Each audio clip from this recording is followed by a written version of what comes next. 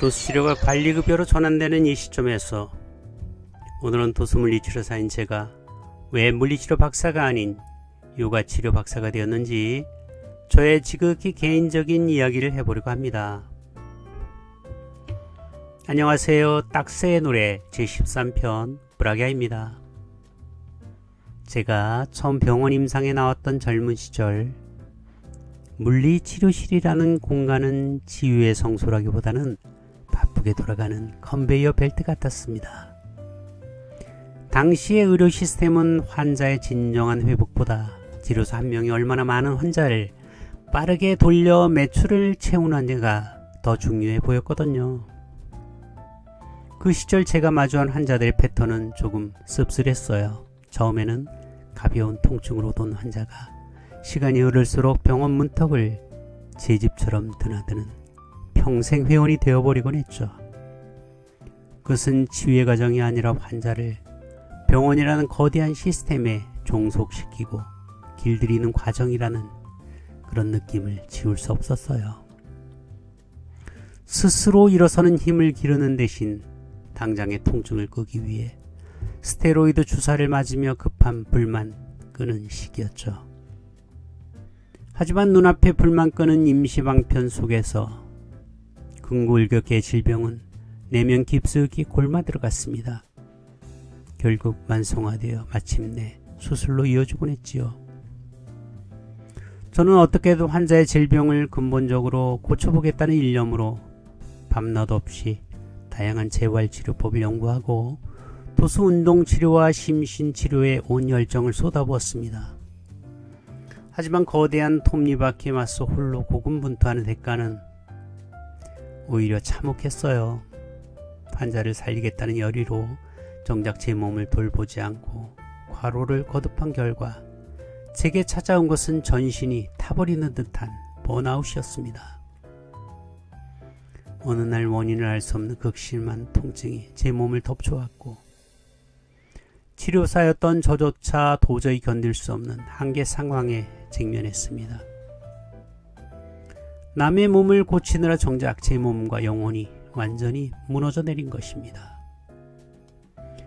그 절망의 벼랑 끝에서 저는 비로소 나를 살리고 환자를 근본적으로 살릴 유일한 열쇠를 찾아 요가 치료라는 구도의 길로 걸어 들어가게 되었습니다.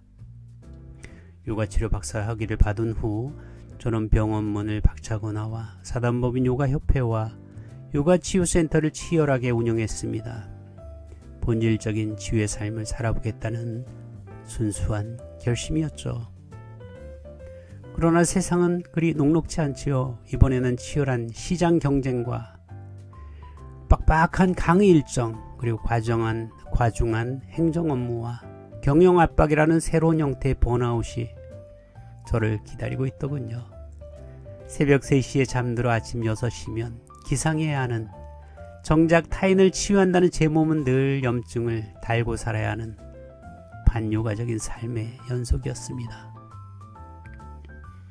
그 치열했던 자본의 소용돌이를 지나 병원 현장에 도수치료가 도입되면서 저는 다시 치료실로 복귀했습니다. 도수치료야말로 근골격계의 문제를 근본적으로 개선할 수 있는 거의 유일한 원인치료법이라고 저는 그렇게 믿었습니다. 그리고 지난 10여 년 가까이 도수치료사로 근무하는 동안 업무 강도는 손가락이 만성적으로 퉁퉁 부어오를 정도로 강했지만 자부심이 있었어요. 이 치료가 환자들의 심신을 돌보고 몸속 깊은 곳에 숨은 질병의 뿌리까지 케어내는 진정한 의술이라는 소명이 저를 버티게 했습니다. 도예가가 찻잔을 빚듯이 환자의 환부에 고도로 집중하는 것, 그것은 그 자체로 명상이자 요가였습니다. 하지만 그토록 훌륭한 도수치료 안에도 채워지지 않는 빈틈이 있었어요. 바로 환자들이 치료사에게 지나치게 의존적이 된다는 사실이었습니다. 어떻게든 환자 스스로 몸을 회복하게 도우려 요가 테라피를 적용해 보았지만 현실은 냉정했어요. 그들은 주로 치료사의 손길을 통해 치료받기만을 원할 뿐 자신의 건강을 위해 스스로 배우고 땀 흘리는 것을 무척 싫어하더군요. 결국 병원 시스템은 다시 환자를 길들이고 환자는 그 안락한 의존에 안주하는 반복적인 질환의 고리가 만들어지는 것 같았습니다. 이 고리를 끊어내고 환자들이 삶 속에서 스스로 자립할 수 있도록 저는 오랜 시간 요가 테라피를 연구해 왔습니다. 그리고 자본과 경영에 매몰되지 않는 진정한 요가적 삶을 현실화하기 위해 주 6일 도수치료사로 일하며 일요일마다 가평에 소박한 아실함을 5년째 홀로 손수 수리해오고 있습니다. 저는 인생의 중대한 변화나 결정을 억지스러운 의지에만 맡기지 않습니다. 묵묵히 지금 이 순간의 현실에 임하다 보면 어떤 변화가 필요하다는 인식을 하게 되고 그러면 그 변화는 언제나 저절로 일어납니다. 우리 안에서 신성한 의식이 관여하고 있기 때문입니다. 이제 그때가 오고 있는 것 같습니다. 정부가 이번 7월부터 관리급여라는 행정적 명목을 내세워 도수치료의 문턱을 높이고 제도를 바꾸는 결정을 내린 것입니다. 지위의 가치를 숫자로 재단하는 세계에서 언젠가 이런 시간이 올 것이라 직감하고 있었지만 이제 정말 그 종말의 시간이 눈앞에 바짝 다가왔음을 느낍니다. 도수치료의 맥을 끊어버리는 제도의 종말 앞에서 요가치료 박사이자 현역 도수치료사로서 저는 여러분에게 가장 본질적인 진실을 선언하고자 합니다. 이 세상에 인수를 펼치는 훌륭한 의사와 치료사는 많지만 당신 자신의 진정한 의사는 오직 당신 자신뿐입니다. 우리가 마주하는 모든 질병은 하루하루 매 순간 우리가 내린 선택의 결과입니다. 지금 이 순간 무슨 생각을 하고 있는지, 어떤 감정 속에 머물러 있는지, 어떤 습관으로 삶을 존재시키고 있는지 그 마음의 향방이 질병의 본질적인 원인인 경우가 대부분입니다. 어떤 의사도 치료사도 당신의 생각과 습관을 대신 고쳐줄 수는 없습니다. 그러니 이제는 지혜롭게 선택하셔야 합니다. 병원 침대 위에 안락한 의존에서 벗어나 내 삶과 건강의 주권을 스스로 되찾아야 합니다. 제가 연구해온 요가 테라피는 건강과 행복을 위해 지금 이 순간 내리는 당신의 선택에 명철한 지혜와 실행력을 주는 힘입니다. 요가 테라피는 의료행위가 아니고 우리의 존재 방식을 개선하는 활동에 관한 가이드입니다. 저는 이 진리를 스스로 증명하기 위해 오늘도 주 6일에 고단함을 넘고 일요일마다 가평의 아실함에서 땀 흘리며 벽돌을 나르는 까르마 요가를 멈추지 않고 있습니다. 주 7일의 강행군 속에서 어떤 친구는 왜 쓸데없이 아실함 공사를 하느라 개고생이냐 하고 묻습니다. 하지만 저의 건강은 제 인생의 어느 때보다 건강합니다. 노동 강도보다 강력한 건강의 비결은 바로